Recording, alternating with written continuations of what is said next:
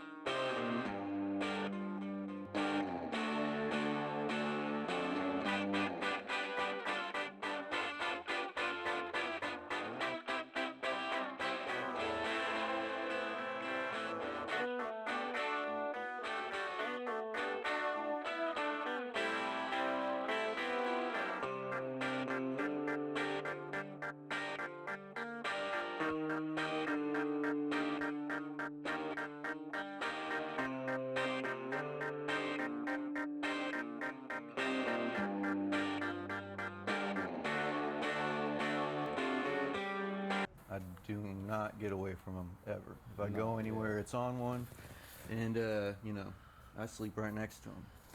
You're the definition of live, eat, sleep choppers, bro. For real. Yeah, man. No, it's everything to me. You know, like, fuck. I've been doing this shit in all of my free time for the last 4 years. My homeboy passed away in 2021, and like, we would work on trucks together and shit. Word, You know, okay. so like that was kind of like my introduction to the mechanical world after me and my dad were working on trucks. And then he started getting into choppers big time, and I was like, dude, I've been around motorcycles my whole life. I already got a motorcycle endorsement on my license when I was younger. And I was like, fuck, dude, like, I'm down to get down. And we were watching the Biltwell People's Champ with California. Yeah. So as soon as I saw that, man, I was like, I gotta get a motorcycle, I gotta customize it, and I gotta have fun with the fucking thing. And then, you know, like a couple months later, while my homeboy was in the middle of his build, he passed away in a motorcycle accident while he was drunk. So after that, you know, like, it didn't scare me. It's not like I was like, man, I'm not riding anymore, you know, this will kill you, this has already killed my friends. It's like, nah, man, my homeboy died doing this. It's what he loved, it's what I love. And like, if anything, made you want to do it more. Straight up, straight up. So yeah, I mean, I went full force after that. Every single second, every single minute that I had when I wasn't working, I was in the shop doing this. And then that turned into a whole mess with my roommates. They were getting pissed at me, and they're like, why are you coming home? I'm like, I want to be with y'all, you know, I got all this shit going on. So I would just start sleeping at the shop, and it was for the best, because after that I got the RV, started living at the shop, and started working every second, every day that I could. On your bike. You know, constantly on it. Well, shoot, tell us about the van, man. This beast, I had it, and I was living in it for 2 years.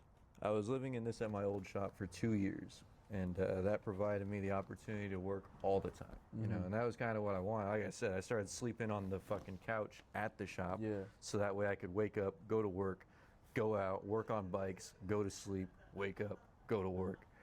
And so as soon as I got an opportunity to sleep at the shop in comfort, you know, it's like, this is the shit. I got an apartment on wheels. Yeah, literally. And it was the shop, you know, so like I didn't plan on taking it anywhere. It basically just sat in the back. I had it plugged into the wall so I could run the air conditioner, and it just sat like that the whole time. So when this idea came around where it's like, I gotta jump, this is how high we're gonna jump, you know, like, I pulled the RV out of storage, which was right next to the shop, and it was like, I hope this thing works. I hope this thing works. Poured some seafoam in it, fucking poured a bunch of new gas in it, fired it up. I was like, fuck, dude, that's it. That's that 454, baby. She's ready to go. Got a turbo 400 behind it. Just 3 speeds, that's all you need. That's all you need, bro.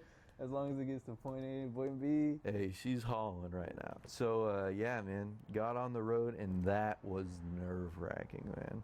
unlike anything I had ever experienced in a vehicle. Never had I been in a vehicle where I was so worried that it might explode, turn into a tin can, and I'm going to be crushed by an entire motorcycle shop's worth of shit. You know what I mean? Like, I never had that feeling before, and it was scary. I'm trying to keep it like 55 miles an hour. I'm following Carlos in the Coke van, and that thing is flying ahead. I'm like, slow down, brother. I'm trying to keep up. It was wild, but hey, she made it here, and every time I've taken it out since then, I'm just more and more confident. It's like, this is actually a fucking stone cold unit. Dude. Like, she can do things. I'm telling you, the day that I seen this, the day that we met, it was one of those things where like, this is the coolest shit I've ever seen. That was real crazy because that was right after I got here. I think that was probably 2 weeks after I was in Houston. And Carlos hit me up. He's like, I'm getting a booth at the swap meet. I was like, I'll bring the whole RV. He's like, hell yeah. Hell yeah. So, yeah, I'm following him and same thing. You know, he's like getting ahead of me on 610 and shit. And when we get into the neighborhood right there by Destroyer Garage, I'm following him and there's a bunch of stoplights and we're catching every single one. And like, you know, the brakes in there is playing ahead. So, you know, I barely get up to speed. I see it turn red and I'm like, start slowing down. I'm slowing down, and next thing I know, like, I don't press the brakes fast enough on one of these stops, and I'm like, oh shit. And I'm closing in on Carlos, and I see him just, I'm like, yes, dog, yes, get out of the way, because I am coming at you. And yeah, I pulled up and barely stopped before crossing the intersection. I had the window down. I was like, God damn. I was like, I had to get out the way, man. I was like, it's a good thing you did.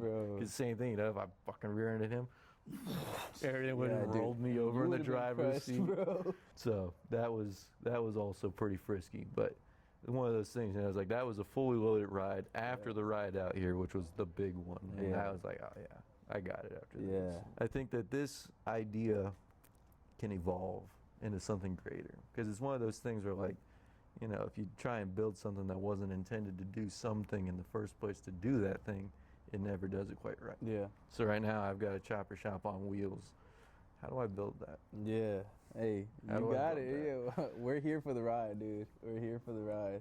At the end of the day, like I said, the day I seen that thing, I was like, bro, we have to talk to that dude, bro. We have to. So yeah, the fucking Fleetwood, man, the RV. Loaded up with all the shit from my shop pretty much except for the fab table because it was too big. But, you know, I had my Sportster, my Shovelhead riding shotgun with me. I had the blue bike that me, Fresco, and Carlos just pulled out right here.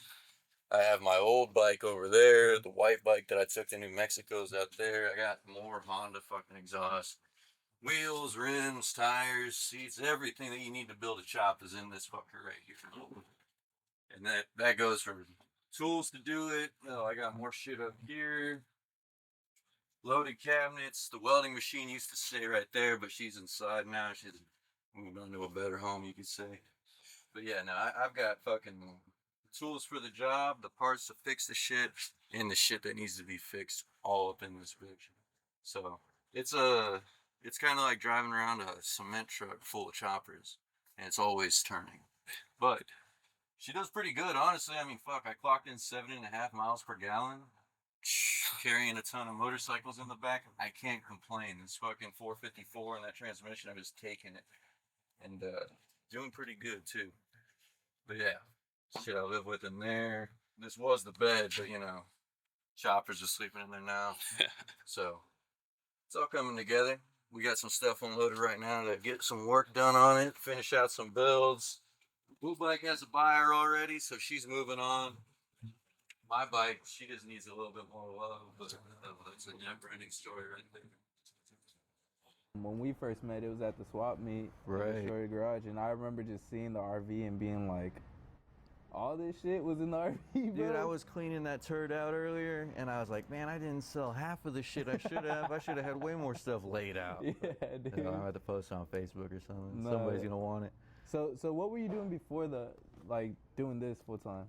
Before I moved into choppers 100%, I was a window tinner. Okay. And I did that for 10 years with my father. You know, he had a business that he started in 2013. Did your dad ever ride? Yeah, no, he's the guy who introduced me into Harleys. I started out as a Harley guy. Yeah. You know, so I got my Shovelhead again now. Yep. I can't wait to get my hands in there. I had a Shovelhead back in the day, but I ended up selling it, and I took off on the road on my Honda. And before that, you know, I had already started accumulating Hondas, and I just fell in love with them. Yeah. You know, I think when I left, I had the one that I was riding, 2 at the shop, another one that I sold right before I left. So, you know, that was already 4. Yeah. And what I've got, 1, 2, 3, 4. Another one in the RV, just the engine. Like, I'm loaded up still. I love Hondas now. As soon as I started seeing stuff like what Clay Crick did for People's Champ, you know, that was right at the same time I was building my first Honda, and I was like, these things are nasty. Dude, you know? they sound crazy, bro. The first thing that caught my eye was the 4 exhaust pipes. Yeah, you know, you see 4 pipes instead of just 2, and you're like, what's going on there? What's going on there? You know, we got a chopper with the full bank across the top. You know, badass shit. Yeah. So I saw Clay Crick build that bike, and I was like, that's a great example of what can be done with these. And after that, I started collecting every single one I could. You know, and it's a Honda, so there's millions of them out there. You know, like you can pick these things up cheap as fuck. Sometimes you find bikes, I've seen them for $75. Really? You know? Yeah. Oh, man. So the Honda market is great. I would advocate anybody look into a Honda if they're trying to find a chopper, because not only are they cheap, but they're easy to work on. Parts are extremely available. Like, it's a go-to platform. Things like the CB750, super cheap, 4 cylinders. Don't be afraid of 4 carburetors. You know, it looks scary. I think that's what most people get scared of, like having to like deal with the hassle of 4 carburetors. You know, most people on Harleys, they don't even want to deal with the hassle of 1 carb. It happens, man. Well, yeah, you know, that forgotten knowledge, and people were still tinkering with their shit, and knowing how to work on a carburetor was essential, you know. Like, this fucking bike is 1969, first generation of the CB750, you know, the grandfather of all super bikes, they call it. And it's honestly for a good reason, because if you look at that 4-cylinder platform and how it evolved, you know, like, people don't like carburetors, fuel injected. Let a computer do all the math. Now you've got serious performance. Now we're going to redesign every aspect of it, from the airbox to where it's a 2-stage system, to the exhaust where it's a 2-stage system, and then they just kept going, you know. The story behind Honda is incredible. Honda's story from the get-go, they had to have something to traverse the destroyed landscape and road infrastructure of Japan after World War II. So, you know, like, we came in and bombed them, but we created something that came into our fucking zone and took over completely. Right. Because when Honda came out, they wanted to win races. You know, initially it was a bicycle with a 2-stroke generator type thing on it. And that was from old radios from the military and stuff. Dude, that's crazy. Crazy, dude. And then 12 years after their creation, they're coming out to the Isle of Man TT and taking gold in 5 categories. So, like, it's fucking incredible, and to me, that's like more American dream than anything. You know, and like, the guy who behind it all, Honda, he was a visionary. And the shit that he came out and did was absolutely phenomenal. And like, a comment on the culture, you could say, you know, is like that exact thing. You know, it's like, it's easier to get into these things when people aren't like gatekeeping really hard, and like, it doesn't come with this braggadocious, grandiose attitude associated to it, which, we know Harleys have a bit of that fucking stigma attached, and for good reason. You know, that's a real thing. So, like, look at the East Asian chopper community. Those fools go crazy, because to them, this fucking motorcycle isn't some bad boy vehicle. It's a daily thing of life, because like Japan, they have a destroyed road infrastructure. They drive around like crazy out there. They got tuk-tuks wheeling through everything. So, like, you know, with all that, they will take anything they can get their hands on and turn it into a chopper, and I absolutely love that. That's what I started seeing a lot, especially starting to get into the chopper stuff. I would just see posts and posts from Japan, just crazy builds, all types of builds, not even just Harleys, just all types of builds. Just, it seems like Japan did a great job of like opening the door, and then East Asia, like Indonesia and Thailand, ran through that thing full sprint, because they wanted to be in it, and they fucking earned every bit of it they got. Do you get a lot of inspiration from like the Japan culture and choppers? Definitely, I would say. You know, like, I ride Japanese engines for a large portion of my motorcycles. So, like, things like that, I consider what's going on with the Japanese market. I like what they do with Harleys, but their Harley culture is like how they adopted baseball. Yeah. They love American Pie more than America does, you know, like fucking they go hard with shit. You know, their cholo culture, for example, you know, like they'll do things harder than the initial culture did. Yeah. So you know, they like live it out. they're buying all the knuckleheads, they're buying all the panheads, they've got all the classics, and they got the beauties out there, and they're doing exactly what was being done with it in the 50s and 60s, and even the 40s in some examples. So you know, like I respect it, I like it. I like that it's being done. A lot of people hate on the Japanese because they're buying all of them, but like, hey, I mean, it's as long as they're building cool things. To me, in my opinion, I think as long as people are building cool bikes, Hondas, Hondas, Harleys, or whatever, it doesn't matter. As long as you're building a cool bike, dude. Building them and keeping them going, you know, because they'll pick up whole fucking shipping containers of survivors, and then they just keep all of those bikes exactly as they got them and ride the piss out of them. Dude, that's... It's badass. That's badass. When they take it out to all the shows, get it all showed off. It's so hard to do that, especially as us, you know. I would say in this, it's like a form of art, you know. We're very creative in this process. We try to do the coolest things and, like, make it so unique. And, like, keeping something stock as is and not having that urge to just be like, dude, I could build a cool bike out of this. Yeah. I think that's something really dope. Started welding in December or January. So I haven't been welding very long, but the initial medium I started with was stainless steel. So, you know, that's a bit more on the tricky side, especially for TIG. I do all TIG stainless. And I just went crazy with it, you know. Everything I could think of, I was trying to weld it immediately. And I started getting all kinds of ideas, and I just wanted to try them. So I built the exhaust on this bike and fabricated myself into a corner that I couldn't fabricate myself out of. So it evolved into how it is now. Originally, all 4 of those pipes were going to go down and collect right there. And I got to the part where I got to build a collector, and I was like, oh, wait, I'm not that guy. I don't know how to fabricate like that yet. You know, whenever you can't do something, it's good to just be like, you know what, let me...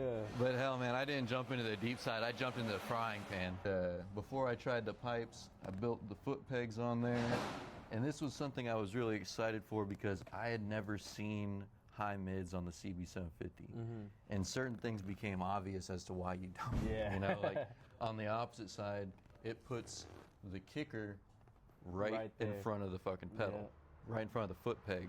So my foot peg folds up on the kicker side, I kick it, and then I fold it down when I get onto the bike. So both of these are brought up. I fabricated this shit wrong when I did it because I forgot my own numbers, and I didn't even, I did like a whole inch on the bottom of this that would put it an inch higher. And dude, I spent days filing that shit, smoothing it all out, blending all my welds, just for it to be shining it up and making it look perfect. You know, I blew out the tip on one piece of it, I filled that whole thing up with filler rod, grinded it down, filed it out, made it look like it never happened. Then I had to cut off the bottom inch. So it was all for nothing. You know, I got these 2 1-inch chunks of stainless that are shaped all crazy. It's like nobody will ever understand the amount of time that went into this. People are just gonna look at it and be like, "Oh, that's cool." Yeah. Like, what was that a part of? That shit was fucking a bitch. Straight up, dude. Straight up. Crazy. That's crazy, man. But yeah, no. So you know, it's one of those things like, you know, playing an instrument or something. The more you do it, the better you get at it. And that's not just welding. That's working on engines and things like that. Because, like, say you're a complete novice. You have no skill in this whatsoever, and you begin, you're going to make mistakes. You know, you're going to break bolts off. You're going to have to figure out how to extract studs. You're going to pay a lot of money to get people to do it. And that'll probably scare you off unless you got the money. You know, it's one of those things where, man, I probably rebuilt my car like 5 times because I've done it wrong so many times. Type thing. And doing the primary on my, I've done everything pretty much by myself. Of course, I had like some homies to help me and, you know, guide me through the way. But instead of taking it to someone, you know, I've been just going straight at it. And dude, I love it, man. I love it. You know, even when my bike was down, it's one of those things where it's just so therapeutic working on the bike. Just sitting there late at night, just trying to figure out what's wrong with it. And then you finally get it running and you're like, hell yeah, I did that shit. Nothing feels as good as that. Dude. That is why we all do this. You know, it's like when you come into these hurdles or these obstacles or say skills that you don't know yet and you can learn them and then apply them, man, that is it. You know, there's so many things that I've learned, whether it's fabrication or I'm trying to learn paint now because as you can see, the thing's all rusted out. But you know, like I want to learn everything I can about this stuff to build whatever I can imagine. Yeah. It's this thing where it's like, you know, chopper building in general is like a diamond with a million facets. Right. And every single one of them is another skill you have to learn to be able to do something that you can imagine. Yeah. So I fucking love it. You know, Dude. I love every single part of it like that. I think that's the great part of it too. Whenever homies need help, cool, bro, I got you, bro. No, and that was the big thing back in Austin when I was doing this stuff is like, you know, I helped every single friend that had a bike. You know, if they had a bike and they were down to let me give them a hand, I was working on it with them. Yeah. You know, because I'm not a big fan of like charging money to do this shit. Yeah. If you want to come in and learn how to do it, I'll show you everything I can. And if we're going to have to figure it out, I'll learn it with you. Yeah. You know, that's a skill I want to learn anyway. Yeah. So I would love to just have people come in and work on them with me, but Yeah, obviously exactly. it doesn't work like that. And Yeah. now I'm in a shop and I'm charging by the hour, and like it's turned into something that I didn't want to have on my own. Like I didn't want to have my own chopper shop. Yeah. So like now doing it as I am now, it's a lot different structure than how I had intended it to be originally. And that's kind of why like I have the RV, and I was like, if I can move forward with this eventually, then I want to get to more shops to work with more friends who are also trying to do this thing. Maybe they don't have the tools, maybe they could just use a hand in the shop. 'Cause that's a big thing, is having somebody else there to either another set of eyes to give a second opinion or another mind to bounce opinions off of. You know, it's huge. It always plays a big part. It helps the job get done faster sometimes, and if y'all are both locked in, you know, that's the optimal situation. Y'all sit around drinking beers and talking shit the whole time. Dude. It might take longer than it was supposed to. But even then, either way it goes, you know, I see it as a memory, man. And at the same time, like we were saying earlier, you know, you make mistakes, you need to turn those into learning experiences every single time, because if you don't, you're going to make them again. You know, so like say you have a friend in there and you're bouncing ideas, and then Numbskull goes and gorilla pimps something and breaks it. You know, it's like, all right, well, no gorillas in the garage. Literally. My advice to anyone who's trying to get into this shit is don't go spending all your money. Numero uno is this shit shouldn't cost a ton of money. You know, if you're doing it correctly, you know, like what is that? But if you're doing it the right way, in my opinion, you're not spending a lot of money and you're just getting by with what you can. You know, making it work. Swap meeting parts, you know, Facebook is the never-ending swap meet. So Facebook Market is a great place to find old parts and stuff like that that you can refurbish or customize or do whatever to put your own flavor into, or maybe you like them enough you want to run them as is. I've got a gas tank right there from an engine and a frame back there with a set of wheels that I all picked up on Facebook Market. You know, like a lot of this stuff is like that.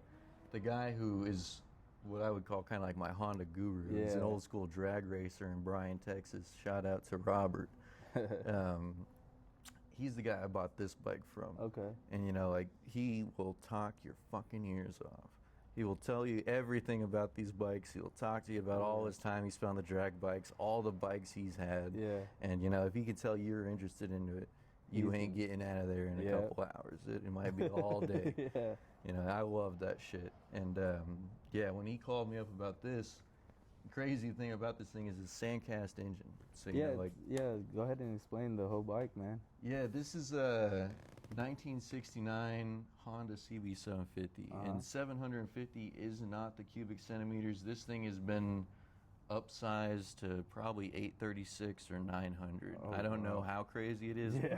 It's crazy. It's crazy. It sounds very throaty. Yeah, The you drag turned it pipes- on the other day. Oh my god, dude, that thing sounded crazy. The drag pipes and the baffling honestly don't offset the tone of it whatsoever. I figured it would make it a bit more high pitched, but this thing has still got a low like growl to it. Yeah, And it sounds mean. I've heard it compared to something like a swarm of locusts or a Ferrari and shit like that. Like it has got a very nasty sound to it. But yeah, I picked this up from Robert, like I was talking about, and when I got it, it was this Honda in this Harley frame on Harley wheels with an extended wide glide front end and like a West Coast Choppers like teardrop style gas tank. Whoa. And as soon as I saw it, I was like, oh man, like it's 2006 all over again. So I wasn't crazy about the look whatsoever. But I was like, I can see something in here. And I want that engine because of the Sandcast thing, which is funny because I met a fella from Austin that I had been seeing around town, but I never got a chance to, like, one-on-one. and he brought a frame out here for me to do a Harley neck swap on. So it's a Honda frame, and he's a Honda guy as well. Yeah. He has a CB750 with dual DCOE 40 Webers and an ARD magneto set up. And like the magnetos are cream of the crop in the Honda world, very rare. And when you find one, it's like someone's named their price, so and you got to deal with like, it. Oh, I need that. Yeah, I mean $2,500, $3,000, like same thing as a Morris 5 M5, like brand new, but for something that's old and might be half there. Yeah. So his name's Chris Savoldi. And then Instagram, it's C Savoldi, Savoldi. Okay. So all of that lowercase, and yeah, outstanding bikes. He's messing around with an Africa Twin right now, and he's having a lot of fun with that, which I can't blame him. You know, we were out at Born Free, and that XL 175 Chris has was the funnest thing on two wheels out there. I swear to God, you just go and jump over anything you want. Dude, that thing was crazy. Seeing him ride it at Born Free too, I was like, dude, that looks fun, dude. Sandcast engine in here, and I mentioned it to Chris, and he was like, what are you doing with this? He was like, sell that engine, man. Like, the engine's worth more than everything on here combined. I was like, I agree with you 100%, but I don't know. That's my engine. I like it a lot. I wanted a Sandcast just because, to me, this bike is kind of like a double middle finger. It's like one is to the Honda and like purists who want to see a Sandcast coming off the showroom floor quality. And the other's a fuck you to the Harley guys because it's in a Harley frame. So yeah, I love this bike. This thing is one of the first bikes I've built that has been like a full fruition almost. I'm not done with it by any means. I've still got big plans for it, but as it sits right now, it has got like a look like a cartoon, like something that I haven't seen another bike quite like. Whenever I first seen the bike, I was like, what the fuck is that thing, bro? Like, holy shit. I got plans for this one. I want to gooseneck these down tubes and bring them in like shotgun pipe style right in front of this engine. Split them over the oil filter, which is down there in the front. And that's kind of like a traditional style, but I kind of want to do like a little flared twist on it. Probably something like molding, which is coming around, which is good because people really need to think about molding. We're seeing them in all of the People's Champs, all of the invited builders bikes. Molding is a big thing for a good reason. Because especially on the older bikes too, man. In my opinion, it's what's saving the chopper scene in America. Because we were seeing a lot of bare bones, just Harley frame, you know, special gas tank, special engine, and stuff like that. And it's like, yeah, I've seen these bones before. I've seen gas tanks. I've seen fenders. Fit all that stuff together. And everybody's like, oh, no, don't go molding your gas tank on. It's like, well, if you don't let the gas go bad and you put gas in it, it won't rust and it won't go sour. So just ride the fucking thing. It's one of the, like, a core memory, like, one of the hardest parts. Just being in, like, the bike scene, like, one of those things where you're like, dude, I can't believe I got through that. Man, honestly, it was probably my own fuck-ups. In the scene specifically, like I was saying, the Fandango last year, I fucking went out there, I wrecked my bike on the way. So I was on my white Honda, and it was set up fucking crazy. It had a sprocket like as big as the brake hub on it, which is stupid small, you know? Really tiny fucking thing.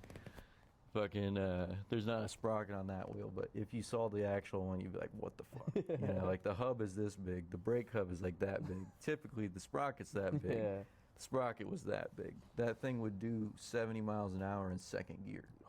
It had 5 speeds, but I never was able to get it in the third because it was like, it wasn't right. Unless I was yamming on it and doing 90 plus, it didn't want to take third because the red line on these is 85 grand or 8,500.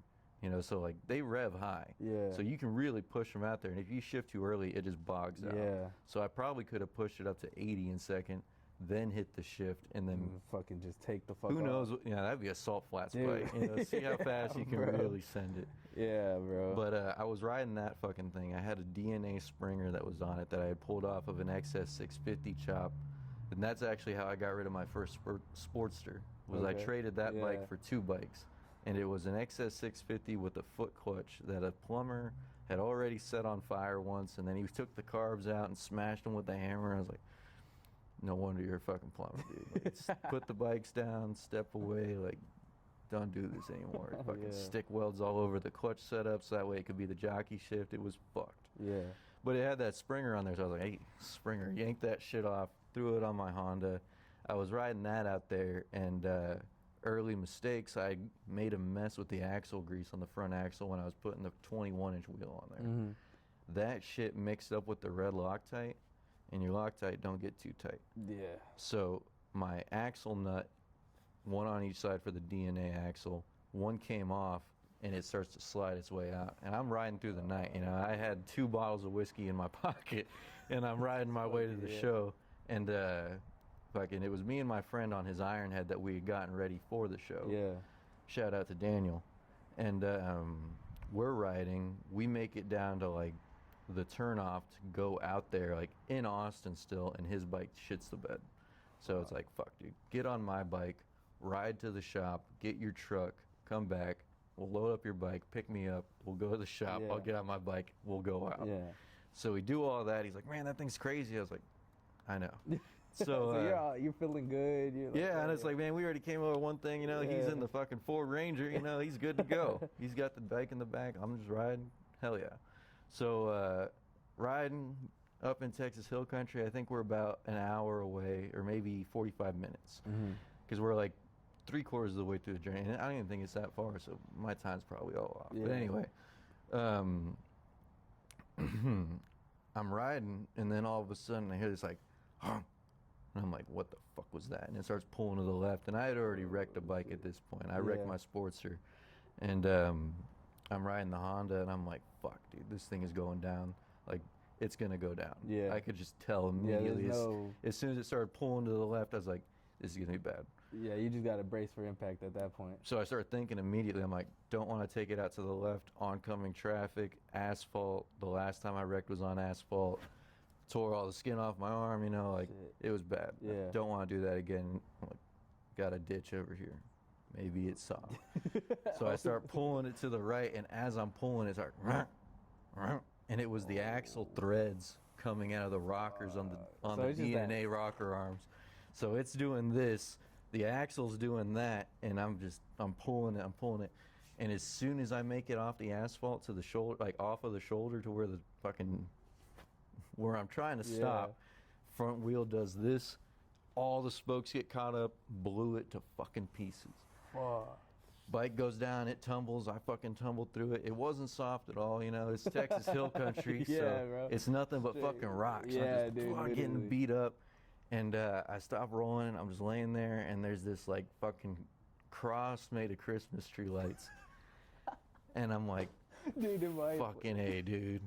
Bro, fucking A. You just landed in the like X marked the spot. So cross already laid out for you, bro. First, I pull out the cigarettes, I light one up, I call up Daniel, and as soon as the phone starts ringing, he answers. He's like, "Yo, man, what happened? Where are you?" Because he was keeping an eye on me the whole time. I'm like, "Dude, I'm in the ditch." He's like, "Where at?" I'm like, "There's some Christmas tree lights out here," and he's like, "I'm here." And then he was just already pulling up. I was like, "Thank you, dude. Thank you, man." And he comes out, he's like, "Dude, you okay?" I'm like, "Yeah, man, yeah, let me get up." He's like, "Just take a second." I was like, "Yeah, you're right. Typically, I'd already be on my feet, like, holy shit. But I was like, I'd take a second. And the bike was still running. The Honda didn't give a shit. She's on the side, she's still running. And I reached over, I turned off the gas, it starved out. I was like, fuck, dude, that was nasty. You know, I like collect myself, I get up. He's like, fuck, dude, what do we do? I'm like, we got to put this bike in the back of your truck. Yeah, dude, along with the other bike. Like, here we go. So, you know, like, we're looking at it. I'm like, dude, we take the front end off, we pick it up, rear wheel first, have the front end sticking off like the rear of the Ranger. And he's like, all right, let's do it. So we're around. His girlfriend's with us. We're all thinking about how we're going to pick it up. I'm like, we're 2.5 minutes short of something going on here. Yeah. At the same time, these 2 big-ass white boys show up in this truck pulling a fucking gooseneck full-ass trailer. And they pull over right away, and they're like, yo, what's going on? I was like, dude, I just wrecked this bike. We need to get it in this truck. Like, dude, we're actually on our way to the church, so we'll give you a hand. Dude. So, yeah, these are 2 corn-fed motherfuckers. They're big. And I'm like, thank you. This is exactly what we needed. So, you know, they help us. We toss that thing right in the bed. It's like, all right, let's go. Hold up real quick. You're telling me after you wrecked, you didn't have a single, like, injury on you? Oh, dude.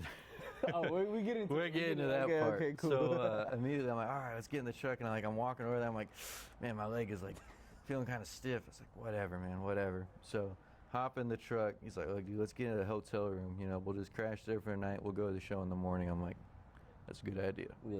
Because all I brought was my sleeping bag, like I did Born Free. Yeah, and I'm dude. like, fuck it. Whatever. So we get the hotel room, crash there, wake up.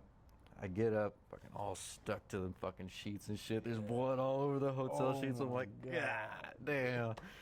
Made a mess. So, you know, hop in the shower. Yeah, fuck. everything burns. Yeah, all fucked up. So, you know, hop out. Like, man, my leg is stiff as fuck. And, you know, like, whatever. So, start drinking the whiskey that I brought. Yeah. This first thing in the morning, whiskey Yeah. for breakfast. And I'm like, yeah, let's do it. Fucking A. Days drinking and motorcycle wrecks, you could say. You know, the first time I wrecked was on my Sportster. Mm-hmm. And, you know, me and my buddy Levi, huge shout out to Levi. Massive shout out. That's the man. Peachy Automotive, he's the guy. Mm-hmm. He'll do anything badass. He's working in the choppers now, so just wait to see what he comes up with. Me and him would go out, fucking just ride everywhere. We'd ride out to San Marcos, stop at all the bars, meet all the people, stop at all the bars everywhere we went, have drinks everywhere. So by the end of the night, you know, we're pretty loaded. Yeah. You know, we're having a good time. We're just riding our Harleys around. And one of these nights I was riding around with him, we're getting pretty lit, and then it's like, all right, you know, time to call it. Let's get back to the crib. And it's like, all right, so we go back to the crib, and I'm like, well, what if I hit these girls up? Dude. So I hit up the gals and I'm like, yo, what's happening? They're like, come through. I was like, you know it. So hop on the Sportster and I'm like, all right, let's go. Superman, start riding. And I get to the gas station. I don't got my fucking credit card on me. I had to give it to the bartender to get the tab. So I was like, fuck, man. Yeah. Go back to the bar, get the shit. And then I was like, fuck, I gotta fix the tail light on the goddamn Sportster now. You know, like everything is telling me not to fucking go. And I'm like, fuck it, I'm going to the shop to fix it. Yeah. So go to the shop to fix it, get there, jam a piece of tinfoil in the housing, get the bulb back on. I'm like, all right, tell the girls I'm coming through, and then hop on the bike. And I'm like, all right, Superman time, for real, for real. Yeah. Fucking, start blasting it up south first. And you know them Sportsters, man. When you want them to fly? Yeah. Dude, my first bike was the Sportster Sport. So it was 2003, last year of the carbureted rigid mount Sportsters, and last year of the Sport variant, which was the 4 spark plug heads. And man, that thing was a fucking ripper. Dude. So, you know, I'm ripping on this thing. I'm on fucking South First. I'm already in 5th gear, and I'm getting it. And somebody pulls up next to me, and they're like trying to race me. You know, they're riding side by side with me, Billy Badass style. I'm like, oh, what the fuck, dude? Like, get out of here. Like, fuck off, dude. And I'm fucking ripping. And it's like you're coming around this fucking sweeping turn, and like right here is a street. And somebody pulls up to that shit, they got red, and they're like, I'm taking the right. So they creep into the right lane, like slow as fuck. And I'm like, holy shit, you know, closing the gap really, really and you're just fast. like, please don't. Flying at him. So this is the first time when I had to like think. Yeah. So like right away I'm like, slam the brakes, gonna skid, gonna rear end this motherfucker hard as shit. Yeah. Probably end up through the windshield, twist up my bike in the back of their car. Try and go between these two cars, the asshole who's racing me and the asshole who's turning out in front of me. Hit that guy, ping pong, go underneath both of them. Fuck. Take the right, ride the storm drain. Yeah. And I was like, fuck it, we're taking the right. So I fucking pull to the right, I'm riding the curb. And I got my wheel riding it, and I'm like, fuck. And I'm just holding throttle, trying to get past this car so I can drop back into the lane. And right where the car ends up slowing down, there's a storm drain right there. And I hit that shit. Dude, and as I come out of it, the bike goes sideways. And I'm coming down at the ground. I'm like, fuck it. And I don't let go. If you're ever in a wreck, don't let go. Hold on to the motherfucking handlebars. This will save your life.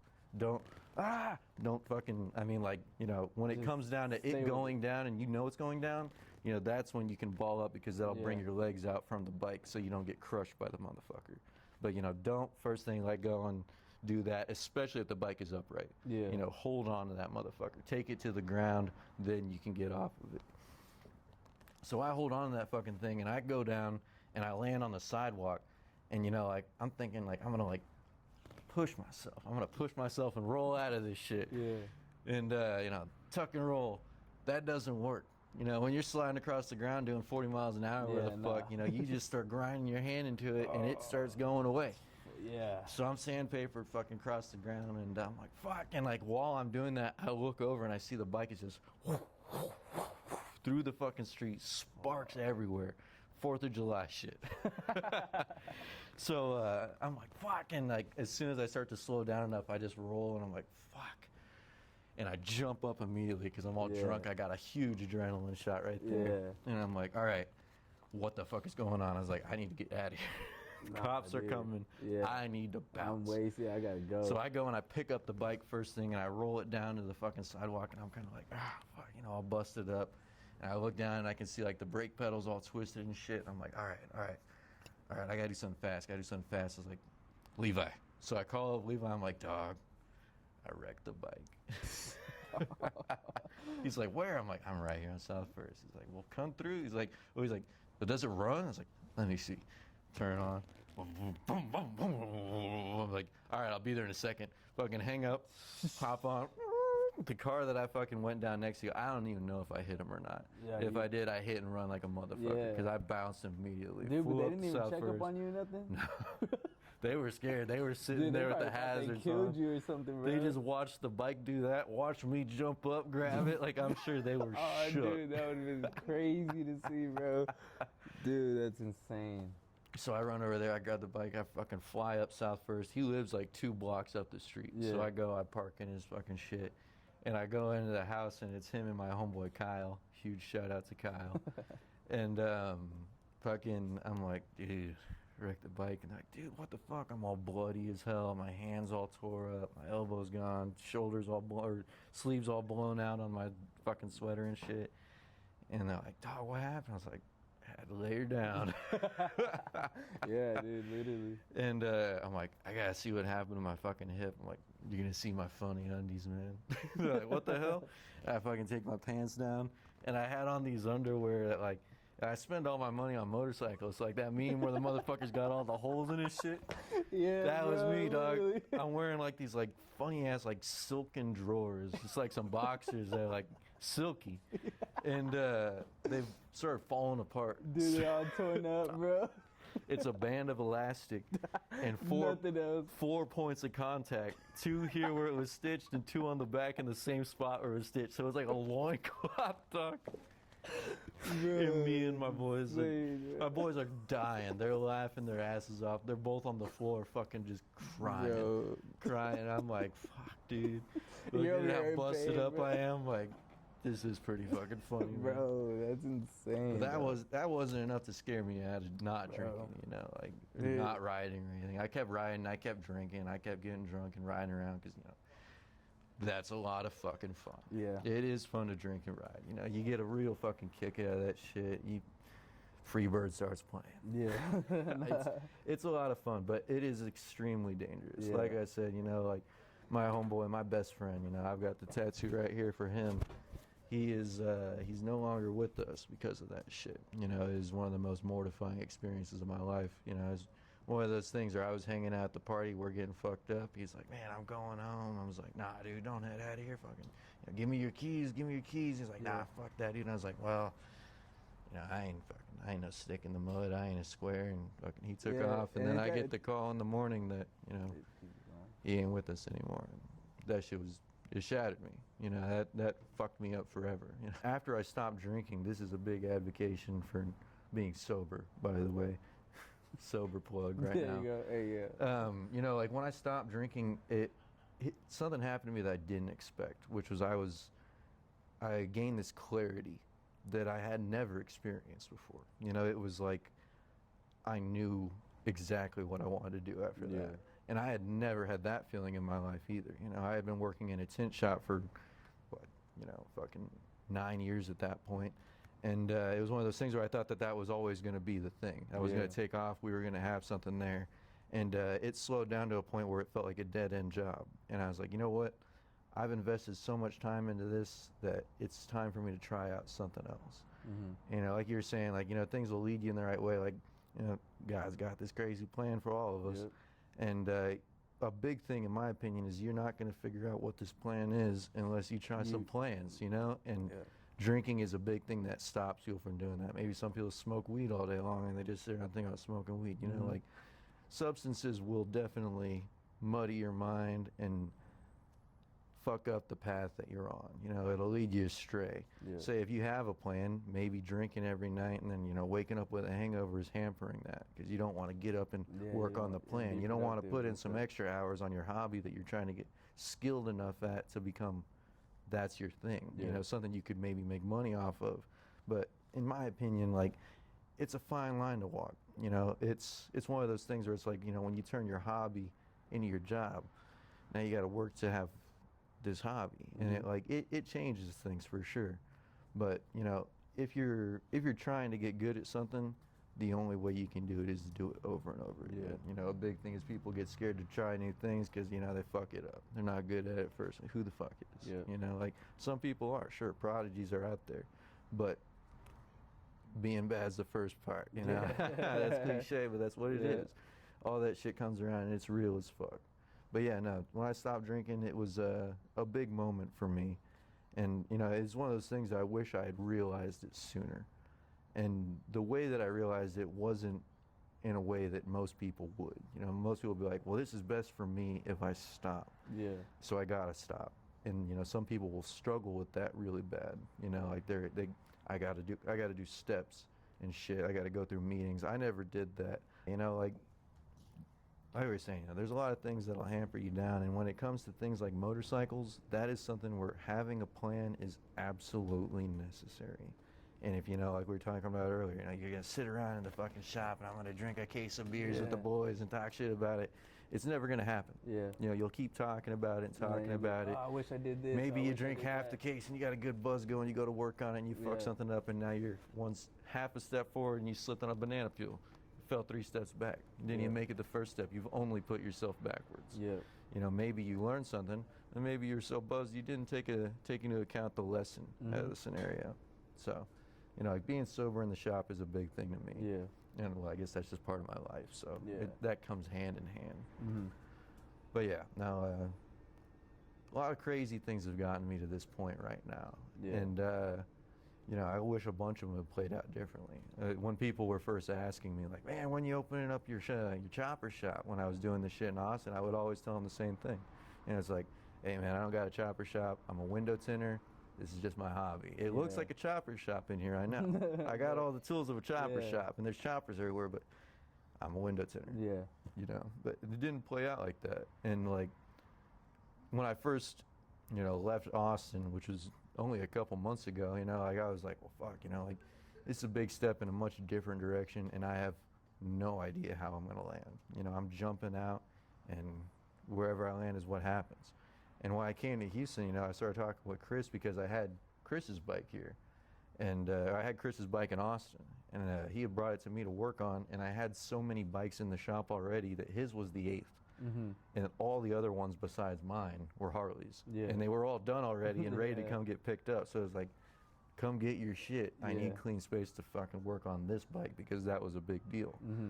And nobody was coming to get their shit. I was sitting on it. I was like, it's coming up on this deadline, you know, like, I'm trying to work on this. And then I decided to make the move in the RV. So I was like, all right, I don't want to leave Chris with his fucking dick in his hand on this. You know, I don't want to give him back the bike and be like, sorry, dude. Didn't even get a chance to work on it. So I called him up and I was like, dude, I would love the opportunity to help you with the bike still, but this is the situation. I've got my chopper shop on wheels, and I'm on the move right now. And he's like, well, hell yeah, man. If you can make it out to Houston to drop it off and, you know, get some work done with me and stuff. I've got other stuff in the shop, so there's some money to be made. And I was like, that's all I need to know.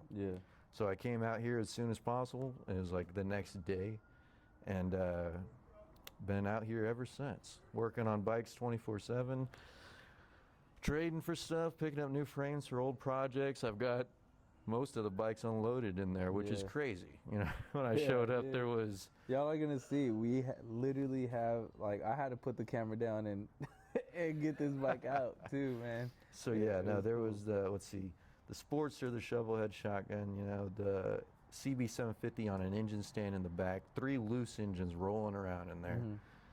my bike right next to the bed, that bike that we got out earlier, in between the kitchen and the fridge, and then my old bike, the long bike, was up in where the bed used to be, along with 8 front ends and 2 totes full of shit. All my tools, my welder, and everything else. Yeah, you'll see in the walkthrough. Yeah. A lot of shit. And shout out to Chris, man, for just like allowing you this space, man. Shout out to Chris, first of all. That's the first person, the day I got my bike, he was like, yeah, pull up. Well, I'll show you some things. Didn't charge me, didn't do nothing. He was like, bro, I'm going to teach you how to rebuild a carb. Immediately, I pulled up. We did the carb. He helped me so much with that bike, man. That's a thing of beauty, man. I didn't even know that, but I'm super stoked to hear it. Yeah, huge shout out to you, Chris. We love you. And then even at Born Free, didn't like I put up by myself, camping by myself, and he was like, bro, stay with us. Hospitality, had everything set out for me, drinks, food, whatever. Chris is an absolutely great guy, man. Amazing. Like you were saying, like I couldn't ask any more of a friend, like he has provided this space where I get to work with him, and we're getting bikes knocked out left and right. We've got some big plans going on. So we're about to get into the real crazy shit. I'm excited. I'm gonna pick up my fabrication table from Austin, get that in here, because as you can see, there are no tables in here. You definitely saw it in the walk around. We're working on coolers. We got a bit of a wild, fast and loose thing going right now. But I'm getting the fab table in here. I'm setting up the jig. We're about to get down and dirty with some really cool fabrication projects. So that move to Houston, was it one of those things where you could just like get up and go, or was it one of those things where you like had to really think about it? It was one of those things where I just chose to get up and go. It's not like I could. It was like I had to. Yeah. It was like, this ain't working out. I'm going. Like that old like fuck this shit, I'm out of here type thing. It's like that was it. And it's like, what do I need to do to do it? I need to put everything in this RV in the next 2 nights. And called up all the homies who could help. Shout out to Colby and Sophie, Josh, Derek, everybody else who was able to give me a hand, Levi. What we did was insane. Dude. It was absolutely bonkers, man. I mean, bikes loaded up from the floor to the ceiling, parts on top of parts. Everything you can imagine was in there. And most of it still is, hell. Yeah. But yeah, the fact that there's only one bike in there now is incredible. Yeah. So. and it's crazy because before we even started Bone Idol, like that was like the first week of us being like, all right, this is what we're doing. Yeah. And then immediately it was like, okay, what are we doing? You feel me? Like, yeah, this is what we want to do, but what are we doing? Right. And then like, we knew we wanted something different, And it was more about local stuff, Houston shit, Texas shit. But like, my first thing, what kept me from getting into choppers for so long was I didn't know there was a scene out here, bro. Yeah. Like it's so underground, and like underground is like probably like the corniest word to use, but it's literally like I had to like stumble upon Hellbent, bro. Like literally going to my girl's crib. I love their location, by the way. Dude, yeah. Going to my girl's crib, passing by it every single day, would just happen to look out the window one day and being like, seeing all these bikes outside, and I'm like, what the fuck is this? Yeah. Pull over. I didn't even have a bike at this time. And I'm like just pulling over, and I'm like walking in, and I'm like, holy shit, this shit's badass. And I remember Eddie, shout out to Eddie too. He be busting my balls all the time and talking shit, but I do appreciate Eddie a lot, because that motherfucker, he was there before I even got my bike, and he was like, yo, like, do that shit. Yeah. And as someone who's new to any scene, it's like kind of like, ooh, I don't know, I don't want to step on toes. I don't wanna, like we talked about earlier, that bad boy aesthetic that's attached to like chopper guys in particular. Literally. Eddie's and got then that. Eddie's a big ass white Eddie's dude, got that. fucking tatted up. Yeah. Mean looking ass motherfucker, but dude, no, he's a cool guy, man. I like him. And it was one of those things where it's like, cool, bro. Like you're even telling me to do this shit, bro. Bet. When Eddie hired him and he told me, he's like, I'm working in a shop now, I was like, dude, that's fucking awesome. Like in a different world, that's what I would be doing. Yeah. One thing you had mentioned is like like the scenes and stuff like that. You know, in Austin, it's much different. You know, Austin, it's incredibly expensive to live there. Yeah. You know, and that not only that, it's just as expensive in the same scale to operate there. So, you know, having a shop in the first place costs a fuckload of money. So, you know, like there's only a handful of shops in Austin. You know, you think of some of the big ones like Top Dead Center, shout out to Brett. And, you know, those guys, they do it big. You know, Rathbone just closed down his shop. He was one of the few. I can't remember the name of the other fellas, but, you know, that's the thing. Is there's so few and far between that, like, they don't even come to mind. But I could name 4 off the top of the head here in Austin, or here in Houston. Mm-hmm. So, you know, like coming to Houston and seeing the difference in the culture, because like here in Houston, we've got plenty of shops. There's shops that support these shops through fabrication, parts and stuff like that, tools and everything else that a shop needs to do what they do. And that just isn't around in Austin, you know, like it's harder to find all that. So the people you meet in Austin are kind of like people like me, you know, hobbyists who have this shit, but they got like a big hobby. Typically a really expensive hobby because it's old school Harleys. So, you know, like a couple friends of mine, shout out to Weston, Levi ended up getting into it. And, you know, like that is a very easy way to spend a fuckload of money. You know, there's cookie cutter chops, there's bikes with soul, and there's these work of arts, you know. The bikes with soul, you can spot them from a mile away. As soon as you see a bike, and it could be a cookie cutter chop that's got soul, you know, like bikes with soul, they stand out. You can tell it's something that somebody rides every day. You can tell a stock bike with soul, you know. When it gets ridden like a motherfucker, you can tell the guy who owns this loves to ride it. That bike has got soul because it's got miles on it. Miles on it, trips, journeys. It's been to places farther and farther away, you know, like that is a big deal. And, you know, one of the big things that comes around is people want bikes to look like they're old. You know, then you spend however much on a crazy paint job to look like it's painted a long time ago and it wasn't painted well because the paint failed. They ride it, and you don't ride it. You know, you're too scared to ride it because you might fuck up the fucked up looking paint job or something silly like that, you know. And like maybe it's like, oh, well, I get to ride it now because the paint job already looks fucked up. It's like, man, just buy old shit or buy new shit, paint it, and then ride the fuck out of it. It'll get fucked up. That's going to happen no matter what, you know? Literally. And that's the thing is like bikes with soul, man. That's a big deal. And I guess maybe that's a reason why people don't like the Japanese buying up all these survivors and having them and stuff. Because it's kind of like a stolen valor thing. But I think they've earned the valor because they got the fucker running. Yeah, and they do. Or they maintain them.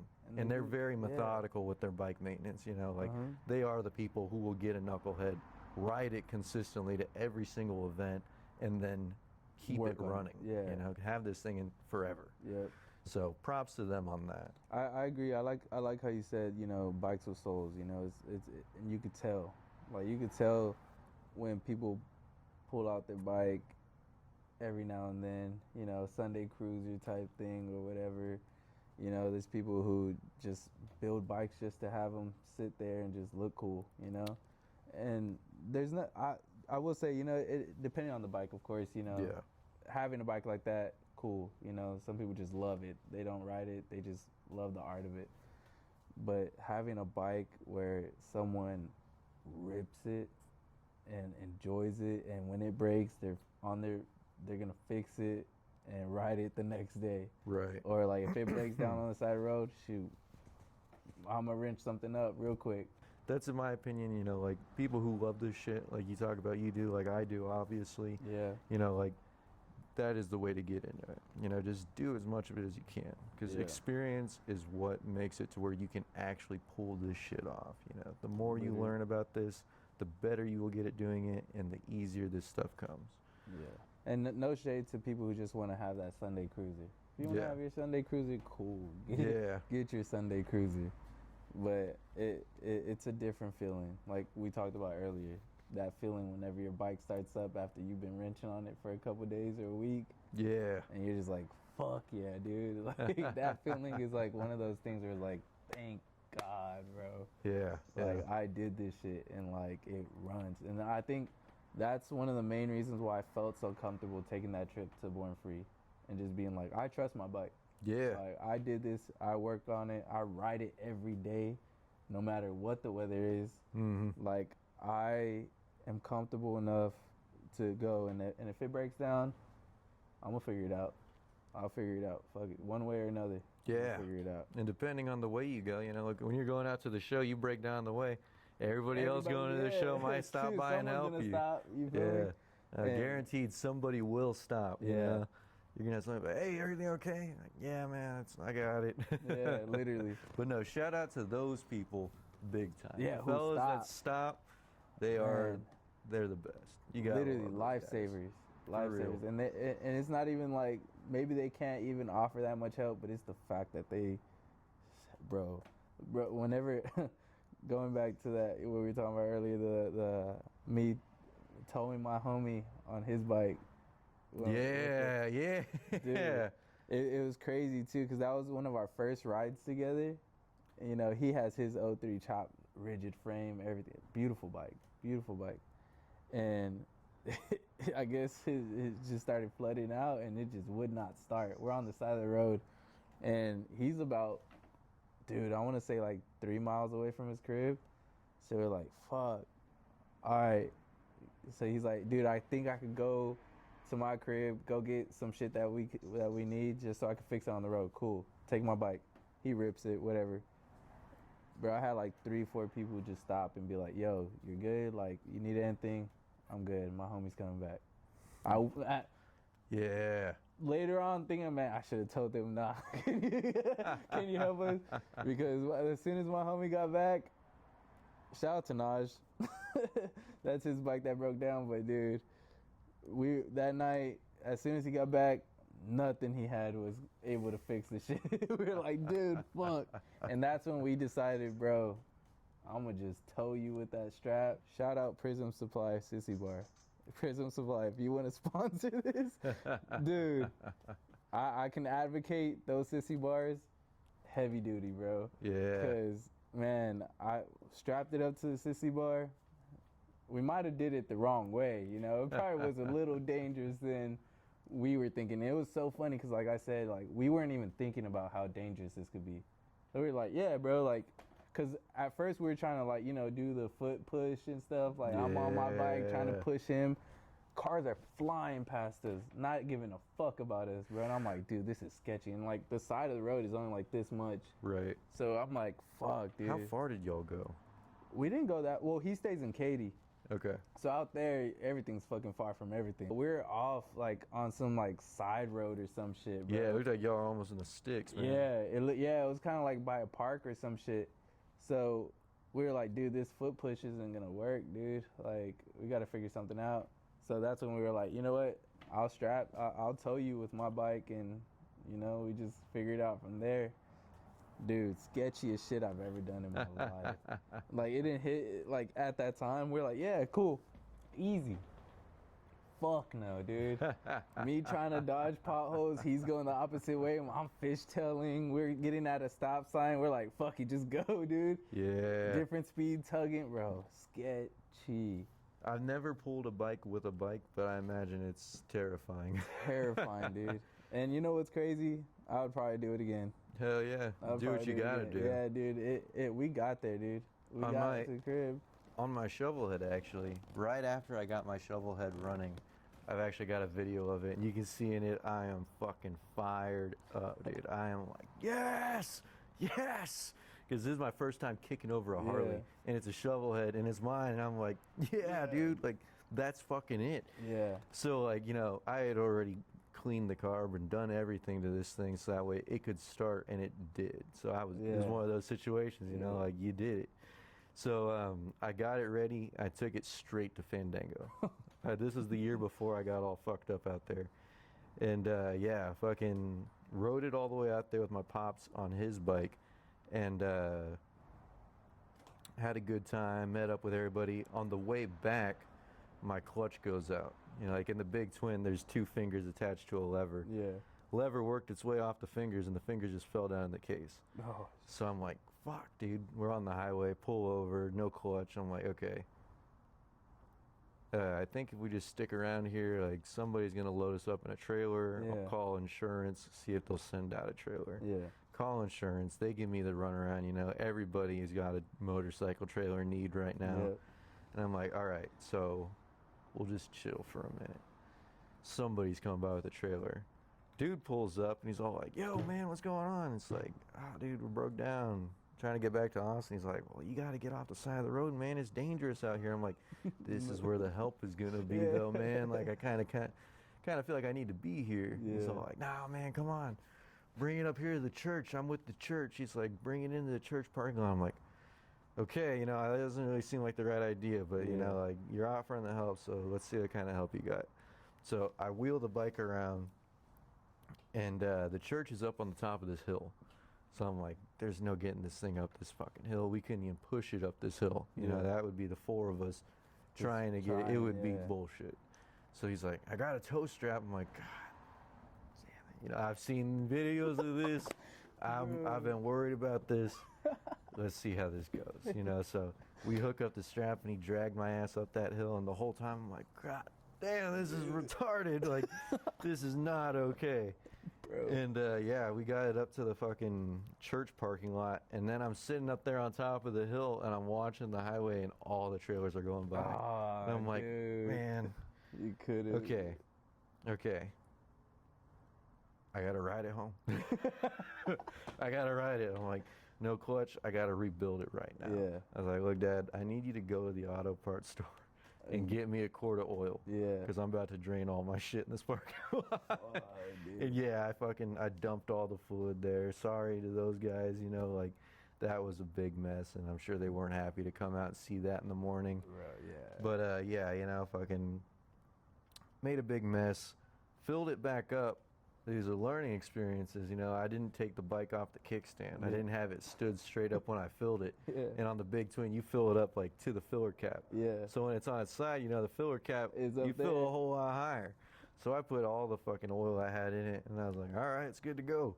Stood it back up, fired it up. I was like, fuck it. Rode it, leaking oil from every single place oil could possibly leak from, man. It was a mess. It covered that thing in grime, made it absolutely filthy. And yeah, after that, it just kept on leaking. So every time I kept on riding it. I kept on riding it. You know, sorry to whoever fucking. Whatever, you know, I had the baling wire on top of the lever so that way the fucking fork wouldn't come off. And funny situation on that is, like, I had a lever, must have been aftermarket or something, because the rod at the end is supposed to have a cert clip that goes onto it to keep those fingers from coming off. My cert clip wouldn't fit on there with the way the ears come off of the case. So, like, it would want to work its way off of there. So I just baling wire, you know, keep on riding this thing. We got a whole season to go. So, yeah, just ride the hell out of it. Every time I gated it out, I'd have to fill up the oil in the transmission, fill up the fluid in the brakes, and be like, all right, let's do it. I'm getting back to the shop, fucking, it's making noises. Brakes are getting soft. I'm like, fuck, you know, get it put back away, bring it out the next day, fill it up again, and the fucking cycle continued. Dude. But yeah, I love that bike, man. That was a lot of fun. And then I got to the point where I was like, I got this Harley. I'm going to hardtail it. You know, I'm going to hardtail it. So I went, what you could say, the expensive route. You know, and that's kind of how I learned one of the lessons, like, these things don't need to be expensive. Because I built several after that, and they were all bottom dollar. They all got extreme recognition by everybody. They're like, man, that thing's fucking cool. I'm like, dude, I love it. I ride the shit out of it. And they were all great bikes. You know, most of them were Hondas. So, you know, that has a lot to do with it, because these things will run dogged out. You know, I cut it in half. I hardtailed it. I did it with the who made that fucking kit? I can't remember, but I don't even want to sponsor them because they fucked up the shipping so goddamn bad. Like, they sent out that kit though, and they didn't like insulate it in the box at all. So it knocked holes all in the box. The slugs that were supposed to come with it were missing. Gone. I had to figure out a lot of it on my own, but ended up getting it hardtailed with the panhead rear axle. So I was running mechanical drum. I'm a huge drum guy. I don't like hydraulics. And yeah, no, fucking loved that bike. Dude. Levi's got it still, and it's coming around. Coming around in a big way. I think that's so cool whenever you sell the bike to a homie too. Like, you can still have that bike in your presence. Yeah, you know? Dude, the Shovelhead's crazy, bro. So I picked up this engine in Tulsa, Oklahoma. This was about a month before I left Austin. And it was for $1,600. So as soon as I saw that, no I was way. like, I don't care what's up. It looks like it's all there. If it's $1,600, it's $1,600. I'm going to get it. Dude. So contacted the dude, hit up my homeboy in his fucking Honda Odyssey. I was like, let's go get a shovel. So we drove all the way out there. Fucking riding through Dallas was a nightmare, of course. And yeah, get out there, and I'm looking at it. I'm like, seems legit, you know? Like, fucking hey, man, here's the money. I don't really need to ask any questions. I think I want it. So yeah, we put that in the Odyssey, and I had it in Austin, and I ended up building a frame stand for it. And my original idea was to put it into that Honda frame. And I got a ratchet top transmission and a magneto at the same time. And I was paying off my friend who I was getting them from, and I only had time to pay off the magneto. Yeah. So I got the mag. I gave it to Levi for his birthday, which that's a big present, but I love that guy. And I had the ratchet top. So I built a stand that replicated it sitting in the frame, and I had the two sitting there, and I put the frame that I wanted to put it into next to it. And I was lining it up. I was like, I can see what needs to happen here. Yeah. And then, you know, I packed up the whole shop. So I got out here, and it was in storage for a month, and I was like, man, if I can find a big twin frame, something that can take the 4-speed and the Shovelhead, I can work this out much faster and still get the desired effect, which is Honda rear wheel on the Shovelhead. Which sounds crazy, you know? Anybody who hears this, they're like, man, you're fucking stupid. Why would you do that? Because the Honda has the drum built into the hub. Yeah. So you don't got to work out your brakes. You don't got to pay for Harley brakes, which is fucking expensive. Yeah. The biggest thing you got to work out is your sprocket, so that way you get the same-ish gear ratio. And yeah, so the plan right now is evolved into taking that frame, cutting off the hardtail portion of it, and then hardtailing this frame with it, aligning everything so that way the 4-speed will go directly to the sprocket on the Honda's hub, and it will act exactly as it's supposed to. Bro, that's gonna be crazy. Yeah, that's gonna be crazy. I'm super excited for this build. This engine turned out to be very, very clean. Really? The only thing I checked on it when I got to the shop was I pulled off the ignition cover. And the ignition plate, condenser, and points were all brand new. Yeah. Everything was brand new. So I pulled out the spark plugs, and they looked like they had a little bit of cook on them. Like they had only been run for a few miles. Right. And stuck my finger in the exhaust ports last, pulled them out, barely any any soot. So very clean in the exhaust ports. Now I'm like, how clean is this thing? I opened up the blade on the throttle. The intake isn't even stained with gas. So what I think happened was somebody had this engine built for a project they were working on. And just kind of... And then they either passed away or lost interest. And the guy who I got it from picked up the bike that was a frame with this in it. He pulled the engine out and did what he wanted with the frame. Yeah. And then he had the engine sitting around. He didn't like cone sides. He was a slab side man. So he sold it to me. And yeah, I think this thing is going to be a runner. Dude. I'm going to see how little I can do to it, honestly. If I could just spray out the carb and like get it to work, bro, if it that's the move. You know what I mean? Nah, dude, that's crazy, bro. Because my guess is that the shop that put it together got it set up, ran it just enough time to get it tuned to this carb. Yeah. And that's why the spark plugs were a little dirty. That's why the exhaust ports were only a little dirty. And that's why everything looks brand new. Yeah. Because I stuck a bore scope down in there too. And the only thing that was not completely brand new was there was a couple lines inside the cylinders from where the pistons had sat for so long. Yeah. And I mean, like with that, it's one of those things that I'm not super worried about. I would say, you know, it's minor glazing on the cylinders, and as it starts running, that'll help it, you know. If it doesn't have great compression, I'll probably do a top end on it real quick, give them a dingle ball hone, something simple like that. But even then, you paid 16. 16, I mean, all the fucking Shovelheads I see on Marketplace going for 2 stacks, and they're busted. Beat. They look like they came out of the Titanic, man. I seen one for 22, and it's beat as fuck. Missing parts here and there, covered in rust. It's like, man, God damn. And then you already have your plan too. You already got your frames. Yeah. You're set, dude. I think this is your transmission. this is going to be a fun one that ought to turn some heads because there's going to be a lot of aspects to this that aren't traditional. Yeah, I can't wait till it's done, man. Oh, I didn't even mention it, but this frame, I actually traded it for a Springer the other day, and from the look of it, I would say its neck is stretched forward, lowered, looks like it, yeah. and raked, and that's really fun. I put the angle finder on the down tube down here underneath the engine the other day to zero it there. Yeah. And when I brought it up to the neck, it read 55 degrees. So if it is 55 degrees, I'm not entirely sure. But if it is, I'm very excited to see what kind of front end combination along with the Honda wheel on the rear is going to set this thing off. Because I've got a few custom wheels. And they're all front drum. So a front drum and a rear drum with the shovel head in the middle and all kinds of Harley goodies all over, you know. Like, I think that's going to be a really fun build. I'm excited for you, bro. I'm excited for this. It's sick. Thank you again, bro. Thank you for, I know it was a hassle trying to get us to do this, but dude. Hey, man, you know, when you're only in here working on stuff every now and then trying to get somebody else in here to line up with stuff, like things get a little hairy sometimes. Dude, I'm gonna keep you updated on my build.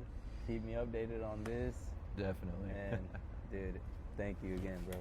Thank you so much. All right, that's it. Hell yeah, bro. Thank you again, bro. That was a good conversation. Yeah, no, man, I'm stoked. I think it went great. Yeah, dude. Appreciate talking to you, dog. Hell yeah, thanks for running the camera.